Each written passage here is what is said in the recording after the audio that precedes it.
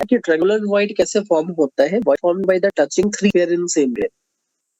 तो triangular void किसको बोलते हैं कि जब तीन स्फीयर ना, इस तीन स्फीयर के बीच में गैप क्रिएट होता हुआ दिख रहा होगा आपको, है ना। हम इसी गैप में क्या करते हैं, एक छोटा सा स्फीयर प्लेस कर देते हैं, है ना। तो इसी वॉइड को हम क्या बोल देते हैं, ट्रायंगुलर वॉइड बोल देते हैं। अब इस ट्रायंगुलर वॉइड में ना मैं थोड़ा सा कुछ डायग्राम में एडिट कर रहा हूँ, देखना कि सपोज अगर मान लो कि आपने जो लार्जर रेडियस लिया है ना, लार्जर स्फीयर, है ना, ये आर रेडियस का था, है ना। तो ये वाला जो पार्ट होगा ना, यहाँ से यहाँ तक ये वो आर डिस्टेंस को रिप्रेजेंट कर रहा होगा। ये वाला भी पोर्शन ना आर डिस्टेंस को रिप्रेजेंट कर रहा होगा। सेम ये वाला भी पोर्शन किसको रिप्रेजेंट कर रहा होगा, मैं आर और आर डायरेक्ट लिख दूं 2r, अगर आप लोग को कंफ्यूजन ना हो तो, और इसको भी बोल दो 2r। ऑनलाइन बच्चे कुछ कंफ्यूजन है? सेकंड वाले डायग्राम में मैंने कैपिटल आर ले लिया है, कैपिटल आर से रिप्रेजेंट कर देता हूँ इसको। ये है 2r, ये रहा 2r, ये है आर और ये आर। तो यहाँ पे जो ट्रायंगल बनना होगा ना, हम इस ट्रायंगल को क्या बोलेंगे, इक्विलैटरल ट्रायंगल। अगर हम सारे स्फीयर के सेंटर को मिला देते हैं तो हमारे पास जो स्फीयर बना ना, इस स्फीयर के कॉम्बिनेशन सेंटर मिलाने से जो ट्रायंगल बना ना, उस ट्रायंगल को क्या बोल देते हैं, इक्विलैटरल ट्रायंगल। कोई कंफ्यूजन है क्या? कोई कंफ्यूजन है यहाँ पे? क्या हो गया? तो ट्रायंगुलर वॉइड जो है ना, अब हमें यही वाला फिल्टर यूज करना है कि एक स्मॉल आर और एक कैपिटल आर है। तो स्मॉल आर और कैपिटल आर क्या रिप्रेजेंट कर रहा है, मैं एक और डायग्राम बना के आपको एक्सप्लेन करता हूँ। सपोज कर मान लीजिए कि एक स्फीयर ये है और आपने इसी स्फीयर को सेम भी रेडियस का 3 ले लेता हूँ, कॉपी कर ले रहा हूँ उसको।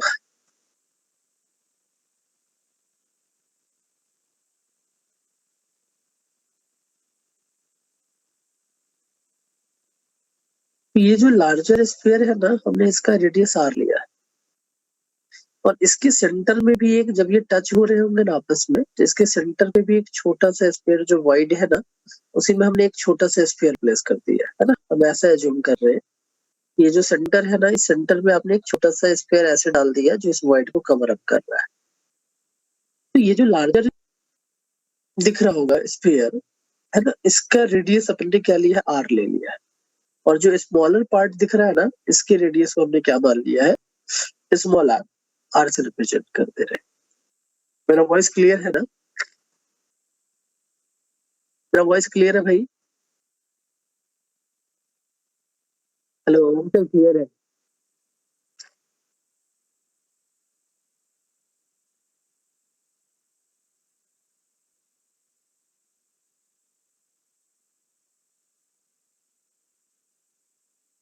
अब मेरे को क्या निकालना था, इस स्मॉल आर का वैल्यू निकालना है ना। इसका रेडियस आर है, मैं मेंशन भी कर देता हूँ।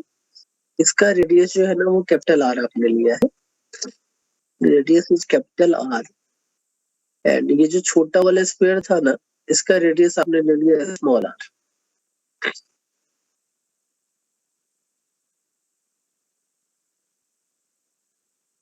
फिर हमें ये वाला डिस्टेंस निकालना था कि ये वाले स्मॉल आर का वैल्यू क्या होगा, ये इनका रेशियो क्या होगा, है ना।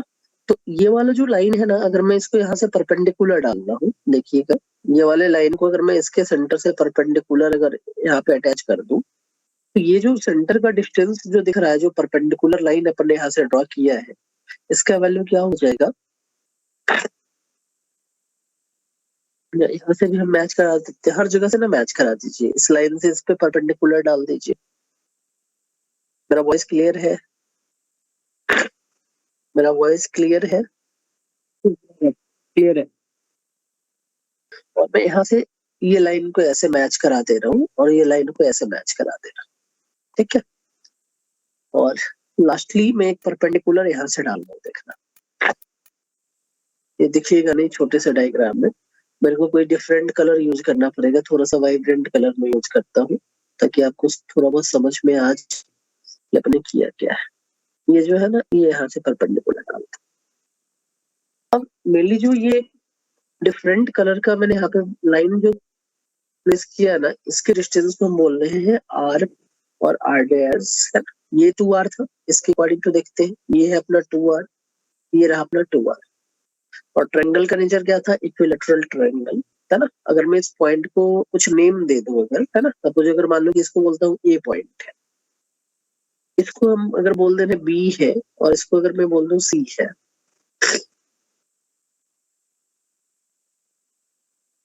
और इसके मिड पॉइंट को ना अपन ई से रिप्रेजेंट कर देते हैं, एंड छोटा वाला जो सर्कल था ना, इसके सेंटर को मैं डी से रिप्रेजेंट कर देता हूँ। ठीक है, तो हमें ट्रायंगल क्या लेना है? बी डी ई लेना है। हमें ट्रायंगल क्या लेना है? B D, equilateral triangle B D E. ये रहा अपना बी, ये अपना ई, और ये रहा अपना डी। हाँ, थोड़ा सा ज्योमेट्री का कंस्ट्रक्शन वाला पार्ट अपने यहाँ पे यूज कर रहे हैं। ये रहा डी, ये रहा ई, ये रहा बी। तो बी का डिस्टेंस तो अपने को पता है आर है ना। डी ई का भी डिस्टेंस अपने को पता है ना। डी और ई, ये जो परपेंडिकुलर आपने लाइन ड्रॉ किया है, और ये वाला जो डिस्टेंस है ना, ये आर प्लस आर डैश को रिप्रेजेंट करता होगा। और इक्विलैटरल ट्रायंगल का आपने एंगल बाइसेक्टर लिया है यहाँ पे, तो इक्विलैटरल ट्रायंगल का जो एंगल होता है ना, वो 60 होता है। ये वाला जो एंगल होगा वो 30 डिग्री होगा। कोई टेंशन है किसी को? अब हमें ये अननोन वैल्यू निकालना है, ये वैल्यू अपने को पता है ना। हमें ये अननोन वैल्यू निकालने हैं, और हमें ये वैल्यू पता है। मैंने यहाँ पे इसको आर से रिप्रेजेंट किया है, और इस वैल्यू को मैंने आर और आर से रिप्रेजेंट कर दिया है। तो आप क्या लगाओगे? Cos theta. तो कॉस 30 डिग्री जो होगा ना, वो किसके इक्वल होगा? कॉस थीटा किसके इक्वल होता है भाई? बेस अपॉन हाइपोटेन्यूज, है ना। यही ना? मेरा वॉइस क्लियर है ना? एक बार कंफर्म करना यार। cos 30 का वैल्यू √3/2, तो √3/2 equals to r by r plus r। तो यहाँ से ना हमारे पास एक रेशियो निकल जाएगा, है ना। That ratio will be small r divided by capital R का वैल्यू ना 0.155 आता है। इसको बोलते हैं रेडियस रेशियो, है ना, 0.155। अरिजीत भाई, इसमें कुछ कंफ्यूजन है क्या? नहीं सर। तो ये है अपना पहला ट्रायंगुलर वॉइड। मैंने इसी को यहाँ डायग्राम के फॉर्म में भी डायरेक्ट कॉपी पेस्ट कर दिया था। पहला था तो मैंने आपको बता दिया कि देखो भाई कैसे निकाल। सेकेंड जो वॉइड आएगा ना, उसको बोलेंगे अपन स्क्वायर प्लेनर।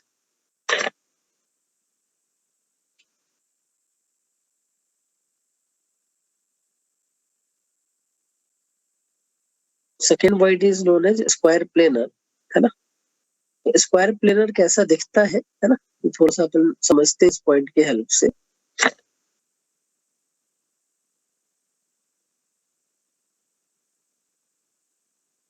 मैं इस डायग्राम को नीचे शिफ्ट कर दे रहा हूँ, डायरेक्ट मैं इसको एक्सप्लेन कर दूंगा, है ना, ड्राइव नहीं कर रहा है इसको।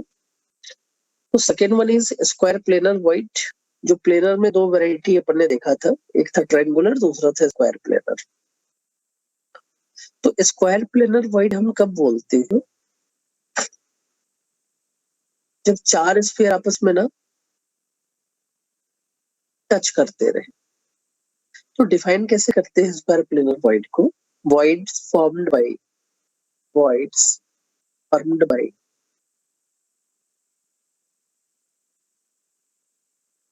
touching four sphere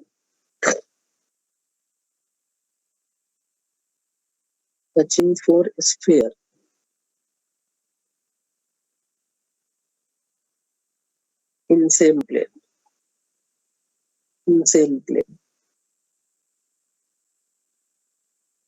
नीचे वाले डायग्राम से आपको थोड़ा सा आइडिया लग रहा होगा कि भाई जब हम चार को टच कर रहे हैं ना, और सेंटर में मैंने एक छोटा सा स्क्वायर डाल दिया है ना, तो इसके रीजन से जो भी वॉइड बनाना है, इस वॉइड को बोलेंगे अपन स्क्वायर प्लेनर वॉइड। अब यहाँ पे अगर हमें कहीं पे पॉइंट अगर कैलकुलेट करना है कि कैसे निकालेंगे इस फंडे को, तो यहाँ पे भी वही दो रेडियस की बात कर रहे हैं। जो लार्जर स्क्वायर है उसका रेडियस आपने r ले लिया है, जो स्मॉलर स्क्वायर है उसके रेडियस को आपने क्या ले लिया है? स्मॉल r ले लिया। मैं यहाँ पे ये मेंशन कर दे रहा हूँ, देखिएगा, इसका रेडियस कैपिटल आर है, इसका रेडियस कैपिटल आर है, और ये छोटे वाला जो दिख रहा था ना, इसका रेडियस स्मॉल आर है। अब हमें निकालना क्या है भाई, इनका रेशियो निकालना है कि आर का, स्मॉल आर का वैल्यू क्या होना चाहिए, लार्जर आर का वैल्यू क्या होना चाहिए, रेशियो क्या होना चाहिए। तो हमने क्या किया, ये तो वैल्यू मेरे को पता है, इसका वैल्यू हो जाएगा 2r, ये भी वैल्यू क्या हो जाएगा भाई 2r, इसका भी वैल्यू क्या दिखेगा अपने को 2r, इसका वैल्यू क्या दिख रहा होगा 2 को 2r, है ना।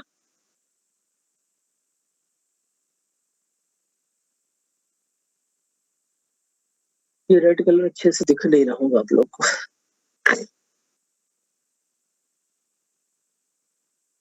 चलो, ये है 2r, ये रहा 2r, ये रहा अपना 2r, ये रहा अपना 2r, है ना। अब हमें क्या करना था, ये r और r डैश दोनों का वैल्यू निकालना था। तो इसके लिए अपन ने क्या किया कि ये वाला फंडा यूज कर लिया, है ना। ये जो कोई भी क्यूब है, क्यूब का जो ये फेस डायगोनल को रिप्रेजेंट कर रहा होगा, एंड फेस डायगोनल का जो वैल्यू होता है ना, वो √2a के इक्वल होता है।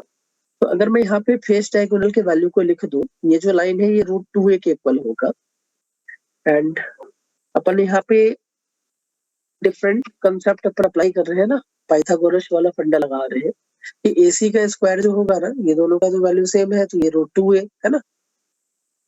मेरा वॉइस क्लियर है, मेरा वॉइस क्लियर है, एक बार कंफर्म करना। क्लियर है। और a का वैल्यू क्या होता है, √2r के इक्वल, a का वैल्यू 2r के इक्वल होता था। क्यूब का जो एज लेंथ था ना a, वो जब भी अगर हम ऐसा बनाते थे कहीं पे क्यूबिकल फॉर्म, तो a is equal to 2r होता था। तो उसी लॉजिक का यहाँ पे अपन यूज कर रहे हैं पाइथागोरस लगा के। तो AC का स्क्वायर जो होगा ना, वो AB square plus BC square के इक्वल होगा, है ना। अब देखना AC का वैल्यू क्या है, r प्लस r, ये 2r होगा, और सेंटर में क्या दिख रहा होगा, एक स्मॉल r दिख रहा होगा, है ना। तो AC को हम यहाँ पे क्या लिख सकते हैं कि 2 टाइम ऑफ √2a, √2a का मतलब, है ना, √2a का मतलब क्या हो जाएगा, √2 टाइम ऑफ 2r। मेरा वॉइस क्लियर है,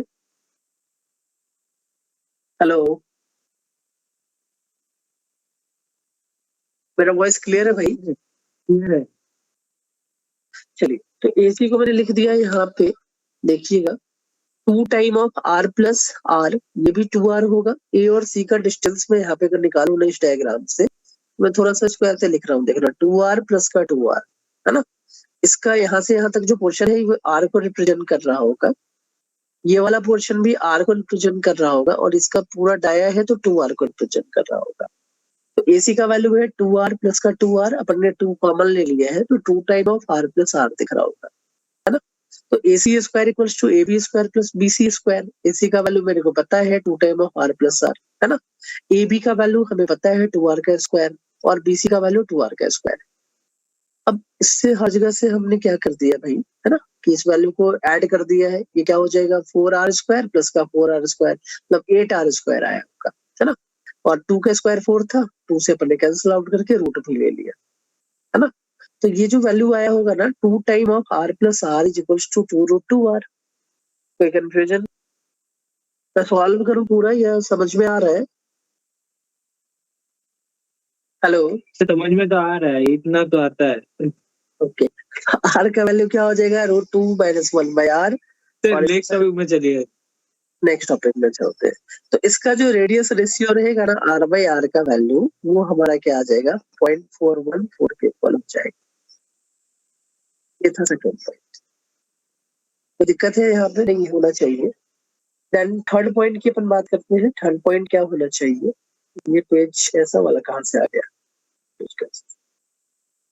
तीसरा टाइप का जो रहता है ना, इसको बोलते हैं अपन टेट्राहेड्रल, है ना।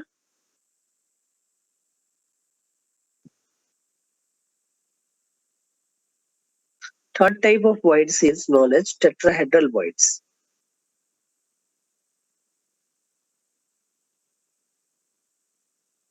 Tetrahedral voids.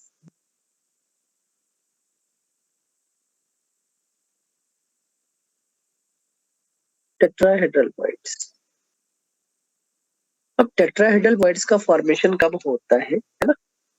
तो इसमें भी हम बोलेंगे 4 स्फीयर के टच होने से ही फॉर्म होगा। Voids formed by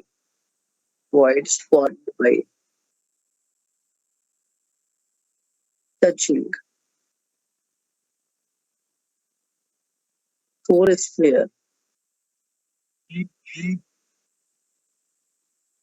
3 in the same plane, and 1 in the upper or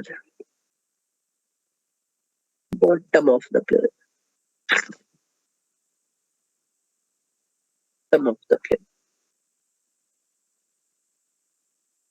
ठीक, तो इसके लिए ना मैं डायरेक्ट आपको कुछ डायग्राम से यहाँ पे लेके दिखा देता हूँ, है ना। ये रहा अपना टेट्राहेड्रल वॉइड। मैं इसको यहाँ से कट कर लेता हूँ और यहाँ पे पेस्ट कर दूंगा, थोड़ा सा अच्छे से समझ में आए, है ना। ये इस डायग्राम से आपको अच्छे से क्लियर समझ में आ जाएगा। जो लैंग्वेज लिखा है ना उसको रिलेट करिएगा। मैंने ये बताया टेट्राहेड्रल वॉइड कब फॉर्म होता है। ये अपन 3D वॉइड की बात कर रहे हैं। 2D वॉइड में 2 ही टाइप थे, एक था ट्रायंगुलर, दूसरा था स्क्वायर प्लेटर, है ना। ये third one is tetrahedral void, ये 3D वॉइड की कैटेगरी में आ गया है ना। तो 3D वॉइड में जो पहला पार्ट आया ना वो है अपना भाई टेट्राहेड्रल वॉइड। कब बनता है? जब 3 के ऊपर एक रहे या फिर 3 के नीचे एक रहे। कोई कंफ्यूजन है क्या? तो ये मैंने बताया है भाई टॉप व्यू, ऊपर से देखने पे ये है अपना साइड व्यू, है ना। ये रहा अपना टॉप व्यू और ये दिख रहा होगा आपको साइड व्यू। मेरा वॉइस क्लियर है?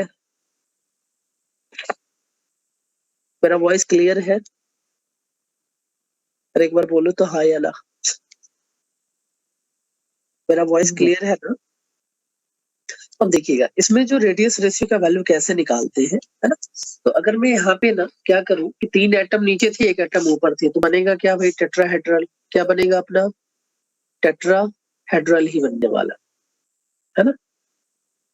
तो टेट्राहेड्रल से ना अगर हमें वैल्यू कैलकुलेट करना है कि कैसे वैल्यू कैलकुलेशन हो पाएगा, तो एक लॉजिक अपन सीखते हैं कि 4 है, मैं ABCD नेम लिख देता हूँ इस एटम का, है ना। ऊपर वाला जो एटम है उसको A मान लेते हैं, है ना, और नीचे का जो एटम है उसको BCD मान लेता हूँ। तो टेट्राहेड्रल कैसा दिखता था? इनऑर्गेनिक में अपन ने केमिकल बॉन्डिंग जो किया था उसी तरीके से इसको सोचना है कि 3 एटम कुछ ऐसे रहेंगे, 1 एटम इसके ऊपर रखा हुआ है। और हमें ये भी पता है कि इनका जो बॉन्ड एंगल होता है ना वो 109 डिग्री 28 मिनट होता है ना, 109 डिग्री 28 मिनट। ठीक है, तो इस फंडे का थोड़ा सा हमें यूज करना पड़ेगा यहाँ पे, है ना। और जहाँ पे वॉइड था ना, वॉइड में जो आपने एटम रखा है, तो वॉइड कहाँ बना होगा? कुछ यहाँ पे वॉइड बन रहा है। मैंने मान लिया कि वॉइड यहाँ पे बना हुआ है, ऊपर जो एक एटम रखा वो A है, इस एटम को मैं B एज्यूम कर लेता हूँ, इस एटम को C एज्यूम कर लेता हूँ, इस एटम को D एज्यूम कर लेता हूँ। अब हम क्या करेंगे ना, यहाँ से फिर से ट्रायंगल वाला फंडा लेके चलेंगे और ये E एटम मान लेता हूँ। और यहाँ पे आपको क्या दिखेगा? जो BD और E वाला जो पॉइंट है ना, BDE वाला जो पॉइंट है ना, हम इसे एक ट्रायंगल बना लेते हैं।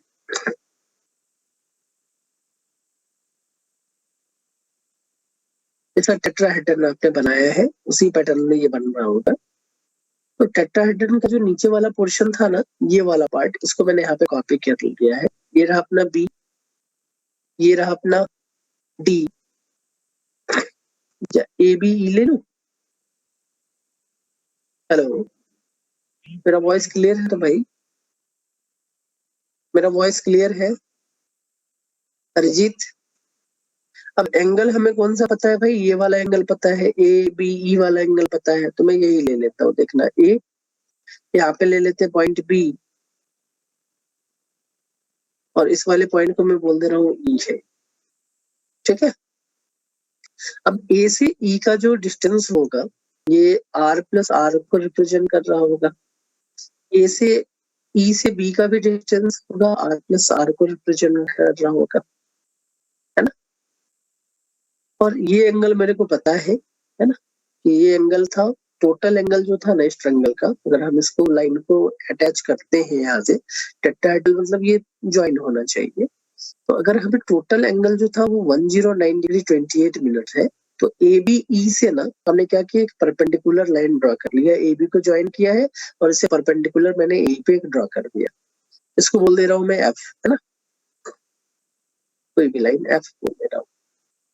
तो ये टोटल डिस्टेंस अगर 2r था, तो ये डिस्टेंस किसके इक्वल होगा, r के इक्वल होगा, है ना। कैसे लगा है, कुछ ज्योमेट्री का फंडा यूज कर रहा हूँ मैं यहाँ पे। ये एंगल बाइसेक्टर है ना, क्या है भाई, ये एंगल बाइसेक्टर। तो 109.28 था, तो इसके हेल्प से इस एंगल बाइसेक्टर का वैल्यू क्या हो जाएगा, एंगल 54.44, 54 डिग्री 44 मिनट। और यहाँ पे साइन 54.44 लगाना है अपने को, तो इसका वैल्यू क्या होगा, sine theta is equal to AF, है ना। तो small r divided by, sorry capital R divided by capital R plus small r। तो रेडियस रेशियो जो यहाँ से निकल के आता है ना, इस वैल्यू को रखोगे तो ये आएगा 0.225 के ऊपर आएगा। तो ये है third radius ratio. In case of tetrahedral void हमारा जो रेडियस रेशियो का वैल्यू था वो 0.225 के इक्वल आता है। कोई कंफ्यूजन है क्या?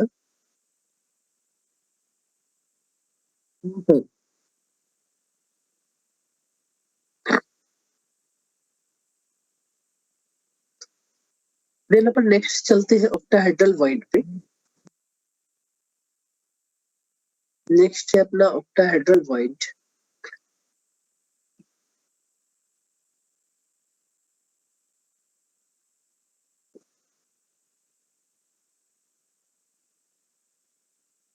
Octahedral void,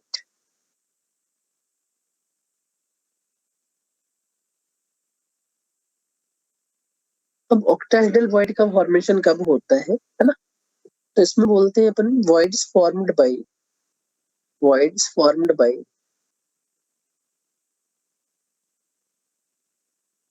touching 6 spheres।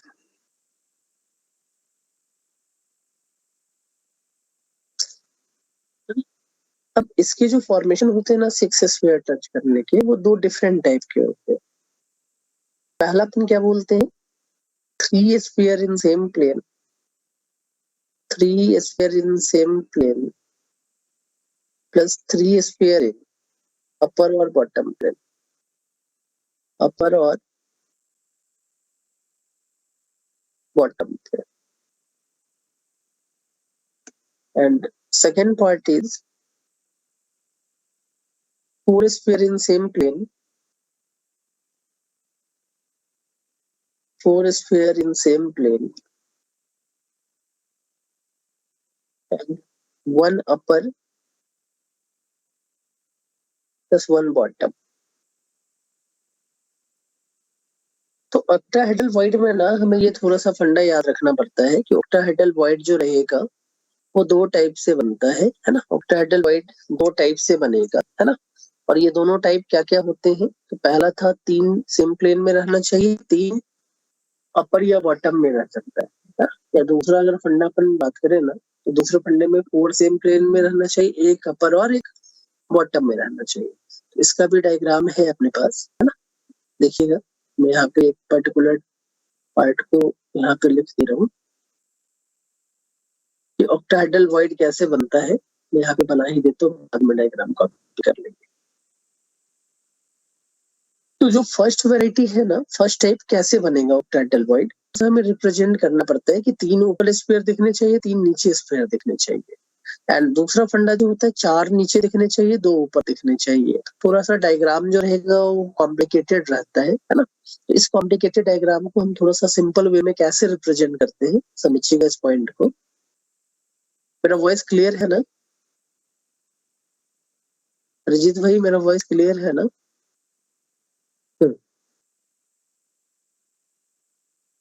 अच्छा, कल आप लोग का ना मर्ज क्लास रहेगा, है ना। कल मर्ज वाला क्लास रहेगा साथ में, है ना, ए और ई का। ठीक है, तो टाइमिंग बोल दीजिए। शाम का रहेगा, कल मेरा लास्ट की 2 क्लास रहते हैं, 6 से 8 रहता है भाई। फ्री हो कि नहीं हो उस टाइम पे? 6 से 7 तक फ्री है, 7 के बाद एक ट्यूशन रहता है, इंग्लिश का 6 से ट्यूशन। 7 कर, 6 से 7 कर लेना, ठीक है। देखेंगे, कर लेंगे, 6 से 8 कर लेंगे, उसके बाद ऑनलाइन क्लास ज्वाइन कर लेंगे इंग्लिश का। देख लीजिएगा। चलिए, तो इसमें अब हमें क्या करना है, देखिएगा 3 अपर और 3 बॉटम रहेंगे। इसका डायग्राम कैसे बनेगा, 3 अपर वाले और 2 बॉटम वाले, है ना। तो मैं डायग्राम थोड़ा सा ऐसा बना देता हूँ, 2 डिफरेंट कलर यूज कर रहा हूँ। कि 3 आपने ऊपर रखा होगा, 1। एक काम करता हूँ, जो टेट्राहेड्रल वॉइड बनाया था ना, उसी को कॉपी कर देता हूँ, 2 बार पेस्ट कर दूंगा, है ना। बना ही लेते हैं यार, बहुत मेहनत लगेगा कॉपी पेस्ट में।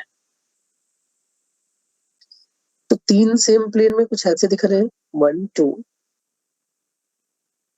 3, ये आपस में टच हो रहे होंगे, है ना। और हम इसी को कॉपी कर लेते हैं,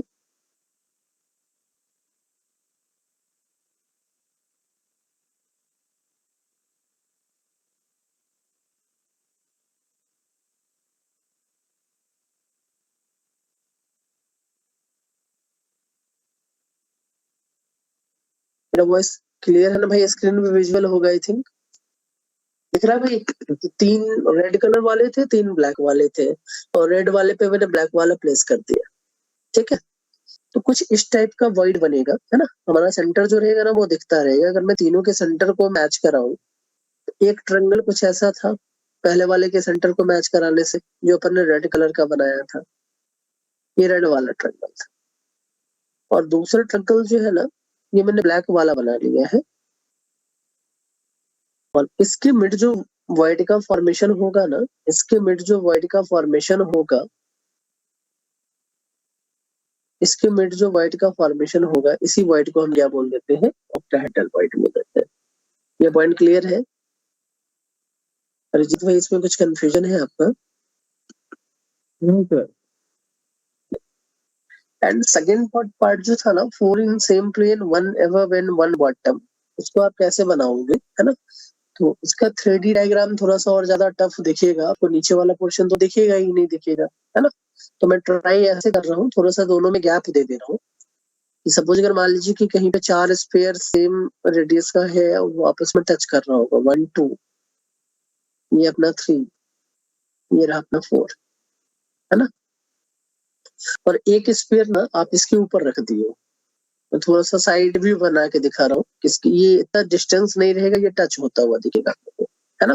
और एक स्फीयर जो रहेगा ना, वो नीचे कहीं पे दिखेगा। और ये सारे लाइन ना आपस में ज्वाइन किए हुए, टच किया हुआ है। और यहाँ पे आपने एक छोटा सा स्फीयर प्लेस कर दिया है, इसके मिड में ना आपने एक छोटा सा स्फीयर रख दिया ऐसा। तो मैं इसमें साइड व्यू बना के दिखाया हूँ, थोड़ा सा डायग्राम कुछ ज्यादा ही कॉम्प्लेक्स बनता है ना। तो थोड़ा सा ऐसे समझ लीजिएगा इस पॉइंट को, कि हर एक के सेंटर ना आपस में कंबाइंड है, हर एक का जो सेंटर है आपस में कंबाइंड रहेगा। 4 स्फीयर सेम प्लेन में है, 2 स्फीयर जो है वो डिफरेंट प्लेन में दिख रहे होंगे, है ना। बट ये जितने भी स्फीयर है ना, वो आपस में बाइंडेड है। जितने भी स्फीयर दिख रहे होंगे वो आपस में बाइंडेड है ना। इवन ये भी इससे बाइंडेड है, ये भी इससे बाइंडेड रहेगा। तो इस टाइप के अरेंजमेंट को भी हम क्या बोलते हैं, ऑक्टाहेड्रल अरेंजमेंट बोलते हैं।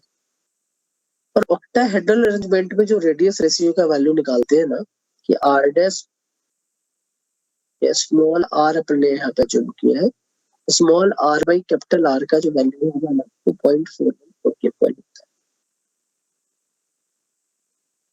मेरा वॉइस क्लियर ना? हेलो, मेरा वॉइस क्लियर है भाई? हम्म, अजीत, मेरा वॉइस क्लियर है? अरिजीत, क्लियर है, क्लियर है। ओके। तो आज का लास्ट पॉइंट, एक और पॉइंट में डिस्कस कर रहा हूँ, ये लास्ट ही है आज का। देन इसके आगे कल की क्लास में हम इस टॉपिक को ऑलमोस्ट खत्म कर देंगे।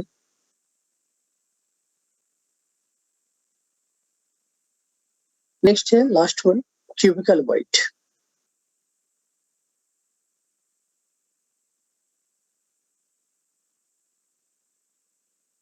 क्यूबिकल वॉइड का फॉर्मेशन कैसे होता है ना? तो इसमें बोलते हैं अपन voids formed by touching eight sphere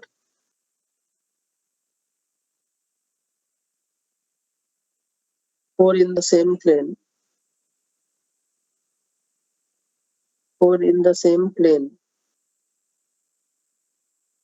and four in the upper or bottom plane.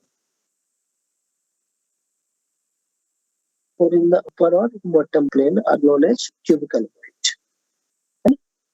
तो एक के ऊपर आपने एक रख दिया है ना? 4 स्फीयर बना हुआ था, उस 4 स्फीयर के ऊपर आपने एक और स्फीयर रख दिया है। अब इसको समझते कैसे है? हम इसको एक क्यूब की हेल्प से समझेंगे, है ना? देखिएगा, ये आज का लास्ट पॉइंट ही है, 1 मिनट के लिए पेशेंस रखना आप लोग। सपोज अगर मान लो कि मैं क्यूब बनाता हूँ, है ना? 4 के ऊपर 4 बनाना तो पॉसिबल होगा नहीं, बना भी लूंगा तो दिखेगा नहीं आपको अच्छे से, तो पहले क्यूब बना लेते हैं। और इस क्यूब में ना हम ये मान के चलते हैं कि जो लैटिस था ना, लैटिस पॉइंट, उस पॉइंट पे स्फीयर रखा हुआ है।